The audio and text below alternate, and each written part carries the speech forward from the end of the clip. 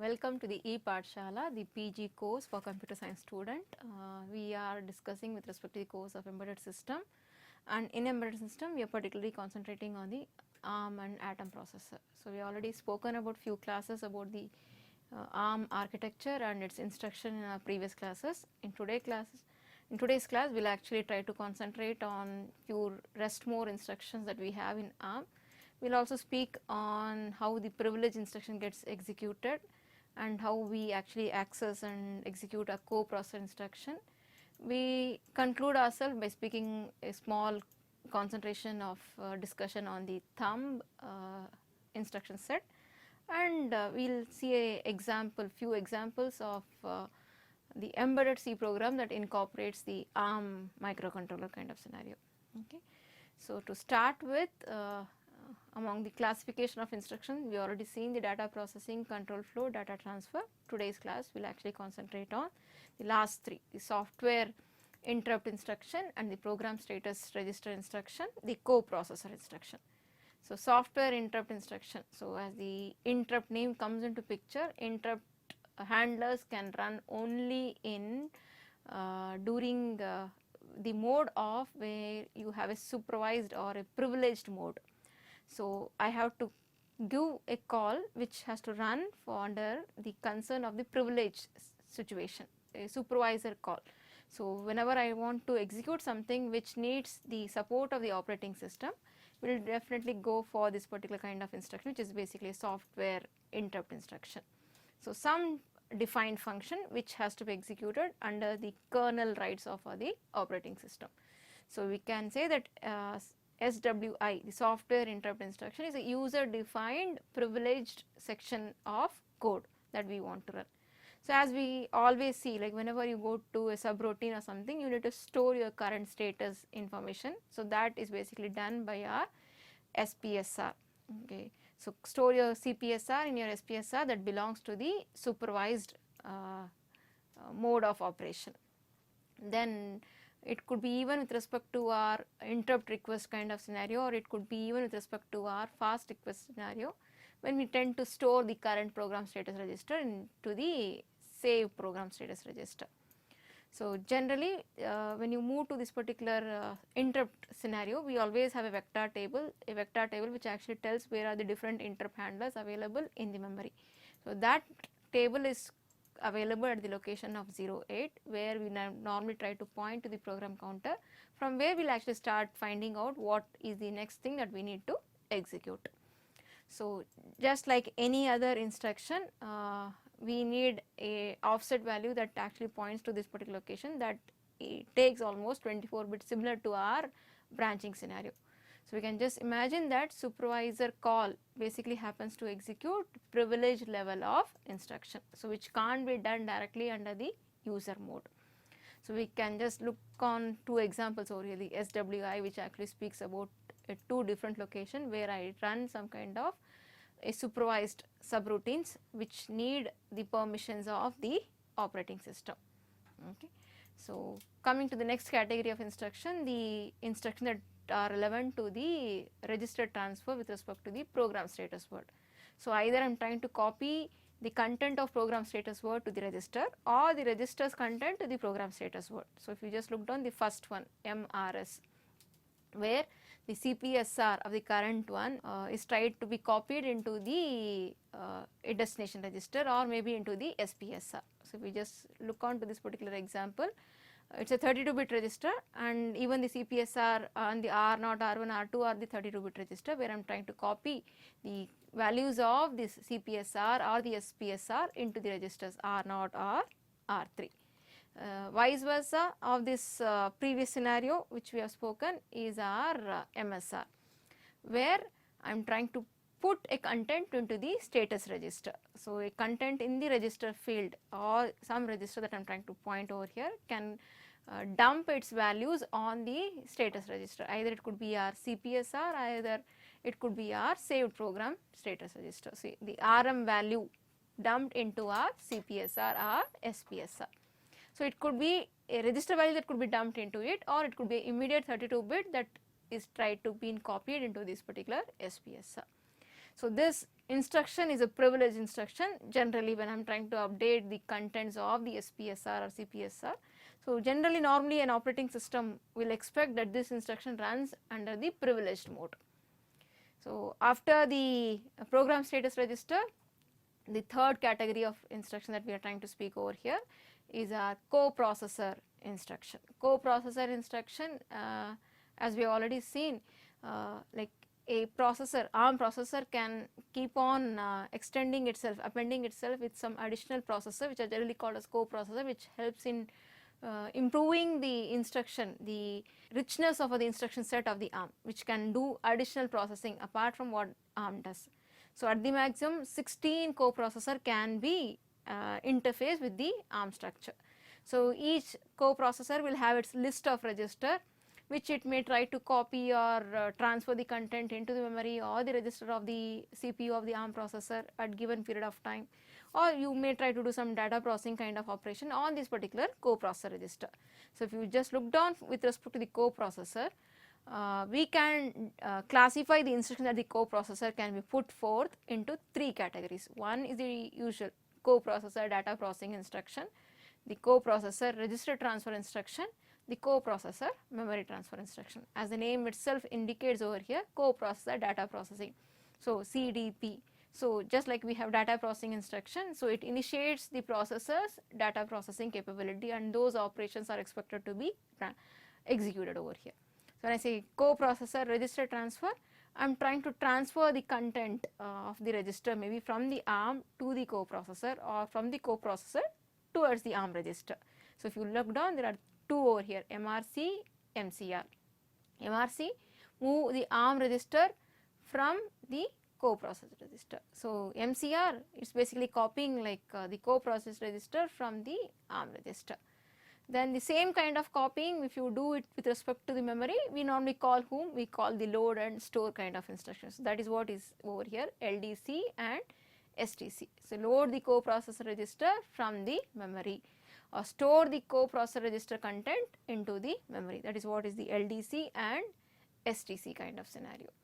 So, speaking about this, we have almost listed all the categories of instruction that we have spoken in our past few classes: the data processing, the data transfer, the branch instruction, the swap instructions, the branch and the load store, that actually we are trying to speak the multiple content copy, multiple block copy, and the software instruction that we have just now spoken, interrupt instruction, the program status register instruction, and the instruction that we have lastly concluded is our coprocessor list. So, all these have been listed over here. So, few examples of our data processing: add, and, okay. Then these few examples of our branch instruction: B, BL, BX, okay. Then there is instruction which basically says bit clear. It is a category of data processing itself. We are just listing out in a chronological order over here. Then comes a coprocessor instruction, compare instruction, compare negative, okay, exclusive or loading from the coprocessor, loading multiple contents, multiple register copying, loading with the register either by a byte or either by the half word or either by the total full word kind of scenario. Then MCR, MLA, multiple accumulate with respect to the multiplication and barrel shifter kind of scenario, move instruction, MRC, MRS, all these instructions which we have until now spoken with respect to all the categories. The multiply instruction, the move negative. So, normally when I want to copy complement of a content, so move negative, ORing, reverse subtract. So, generally the tendency is when I say subtract R3, R1, R2, it is always R1, R1 minus R2 which is stored in R3. So, if I say reverse subtract is generally R2 minus R1 kind of scenario that we are trying to store in your R1. So, that is what is been shown over here. The destination, it is basically operand 2 minus the operand 1. The R1 basically stands as the operand 1 over here. Subtract, then store coprocessor register, store multiple, all these, okay.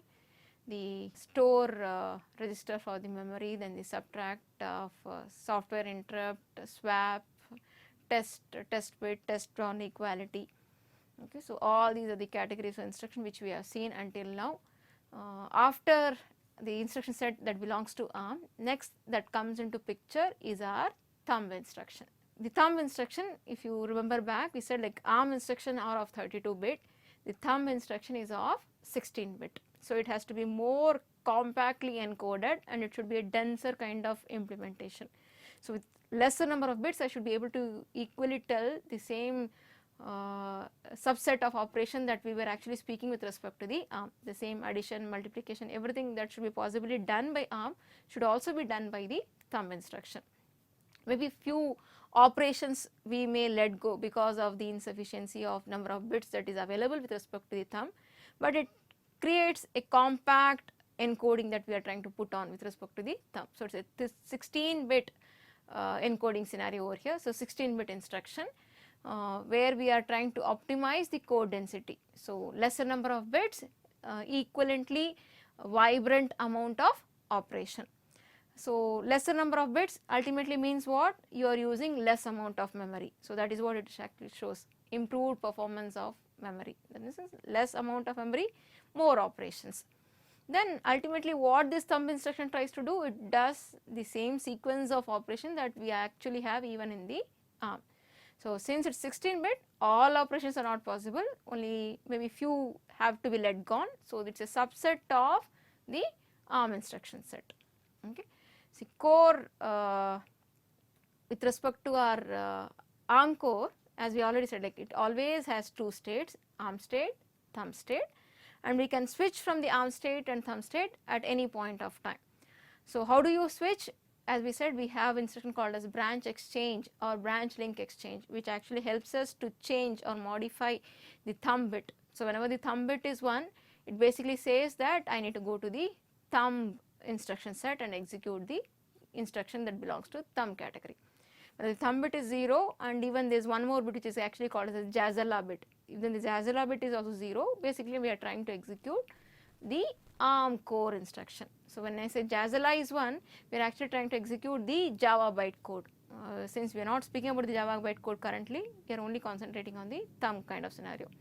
So what are the additional thing that your thumb has to let go, because it is actually using less number of bits. One key thing that it is actually letting go is trying to append the conditions. If you look back to our ARM instruction set, all the instructions can be appended with a conditions. So which can help the instruction to be decided whether it has to be executed or whether it has to omit the execution of that particular instruction, like subtract greater, equal, less than, all that kind of scenario. So if I do not write that condition, it always means as like it is like execute always AL. So our thumb instruction actually follows that first scenario, default thing, it is a AL kind of scenario, where I will say execute always, do not worry about the condition, or maybe you can't have the freedom or the richness of condition that could be provided over since we have less number of bits over here. So thumb instruction are executed generally how? It is executed unconditionally. And one more major differences, or maybe you can say the key characteristics of a thumb is ARM has a 3 operand instruction. For example, if I say add, it is add R1, R2, R3. So R2 plus R3, add, store it in R1. With respect to thumb, it is only a 2 operand instruction or 2 address format. 2 address format in the sense, when I say add, I will say always add R1, R2. So one of the source register happens to be your destination register itself. So R1, R2 in the sense, store R1 the ultimate result, like add R1 and R2 and store it back into the R1 itself. So it is a 2 address format. Okay. So due to its 16-bit kind of thing, it is more compact, and the instruction that we have in thumb are generally less regular than that we use in your ARM over here. Okay. And because of its dense coding, I do not need much of the bit information that has to be stored over here. Coming to the registers. So we said like we have a list of registers which are available in ARM. So those registers are also available with respect to them, but we are not given the entire set, we are given the lower half.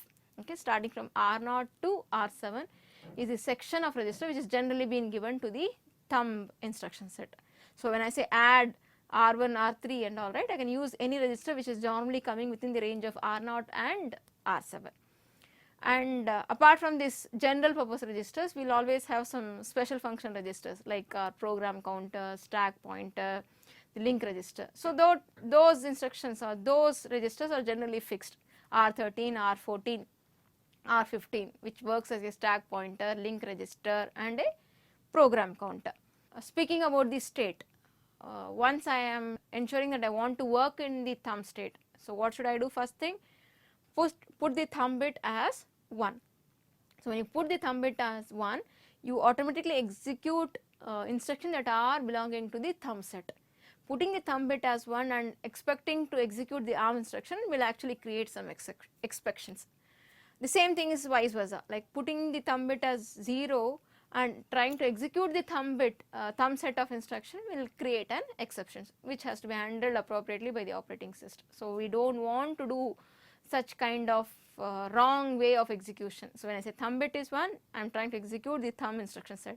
When thumb bit is 0, I am trying to execute the ARM instruction set. Okay. So, you have to always manage things like according to the thumb bit, what do you actually try to execute over here. So, when you start with, always the ARM at reset will try to execute the ARM instruction set. As we said, like whenever you want to go to the interrupt handler mode or you want to go to the privilege mode, it will always try to execute the ARM core instruction set. Okay.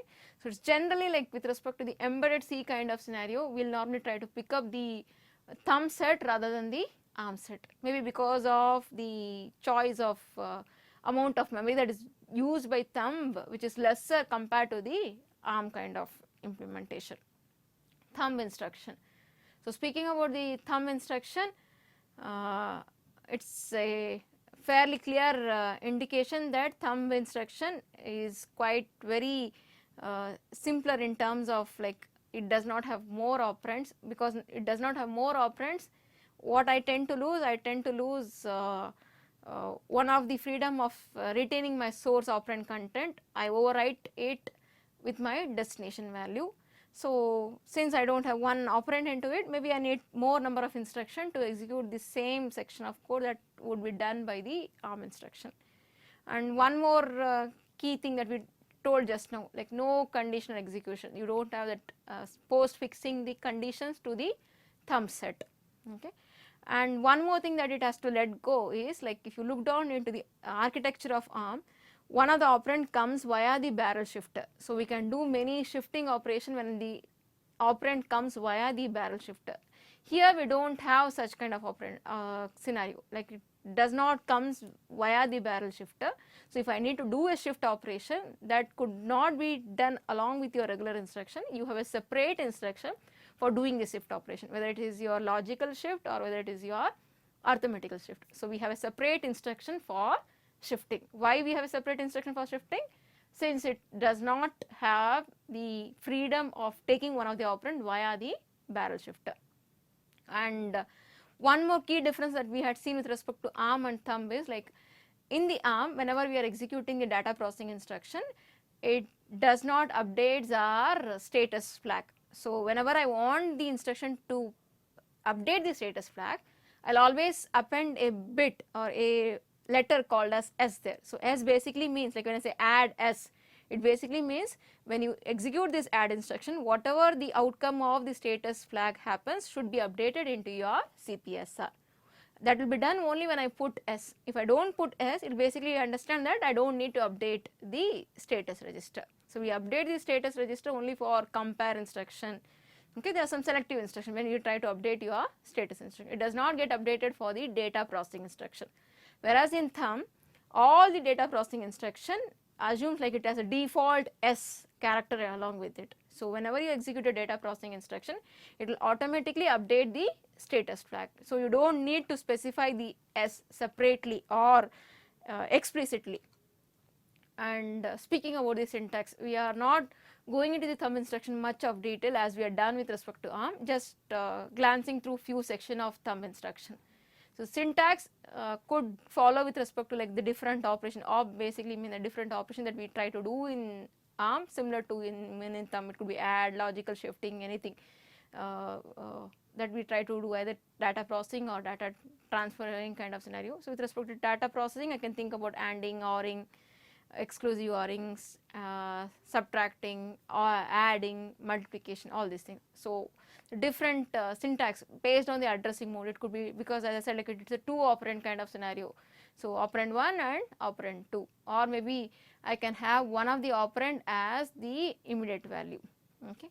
So it could be other, like another way, the one of the operand could be a immediate value which could be shifted in 3 bits, or the immediate value of like 32 bit, or the immediate value of 8 bit kind of scenario.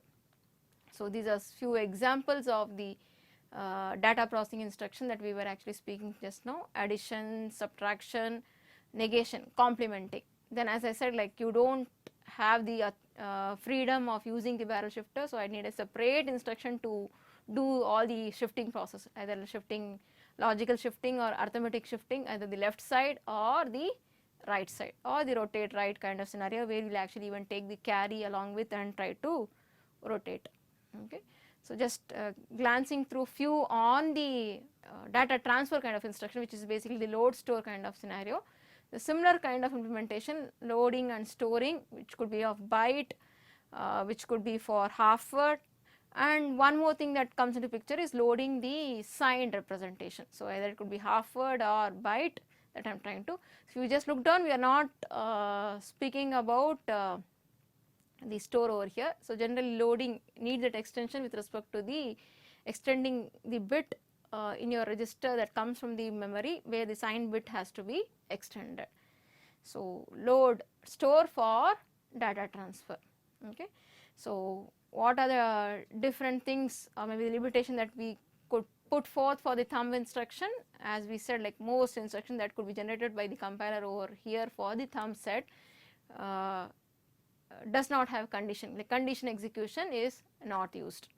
Then the source and destination registers are identical, and only the lower section of registers are used, as I said, like R0 to R7. Then the constants are always limited. We can't have many constants that could be put over here, and the inline barrel shifter is not used. So these are few limitations of our thumb instruction. After speaking about the thumb instruction, we are trying to concentrate on something which is relevant to the embedded C part of the ARM processor. So where I can actually program a C microcontroller using the embedded C with respect to the ARM processor.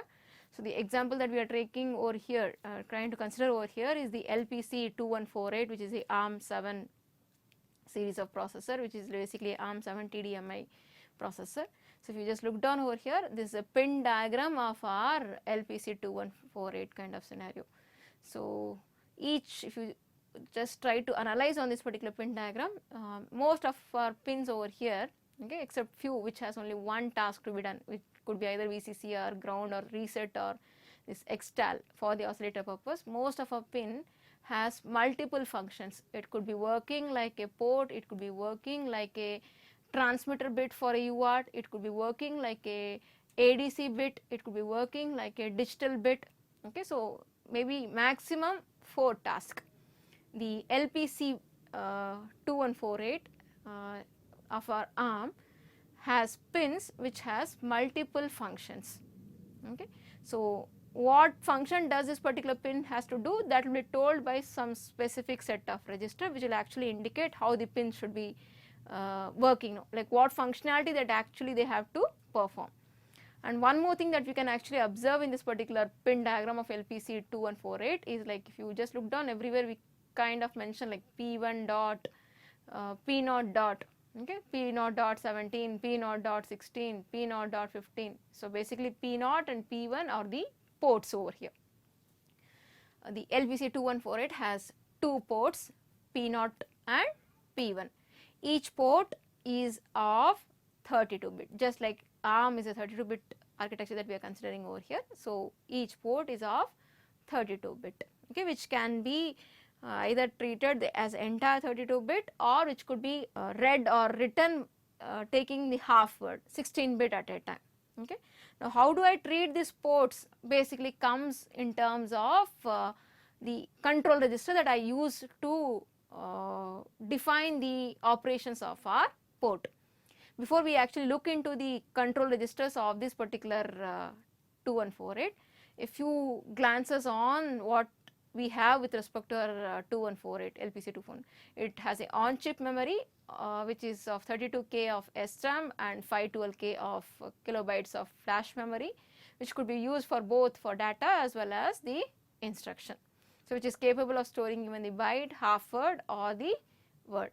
Apart from that, as it says like TDMI, like each alphabet actually has an acronym with respect to what extension that it does in the ARM over there.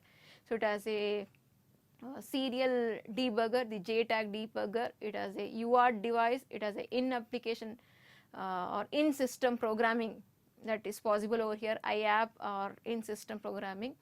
Our embedded C example that we have taken with respect to the ARM over here is with respect to the interfacing of a buzzer and a LED. So, we are trying to speak about the ports which are being used as a I/O, input and output.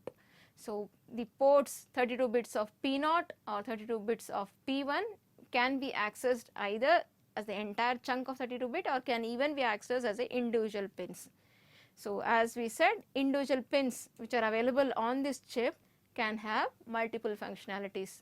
So, an example which actually shows over here P0.8, the port P0, the 8th bit of the port P0 can work as the input and output pin for the GPIO, the general purpose input output pin. It can even work as a transmitter bit for the UART, it can even work as a bit for the PWM, it can even work as a bit for the analog digital line. Okay. So, what are the registers that are actually controlling these ports? So, which registers? We have IO pin, IO direction, IO clear, IO set and IO select. IO pin, whatever is my current content of these ports can be read via the IO pin, okay, or what is it currently reading or what is it currently writing. The values of the particular ports can be always seen on IO pin.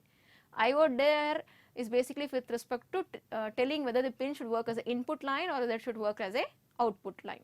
So, input line or output line. So, if I am working it as an input line or output line, if I am intending to clear a particular pin or if I am intending to set a particular line, so that could be done using the IO clear and IO set.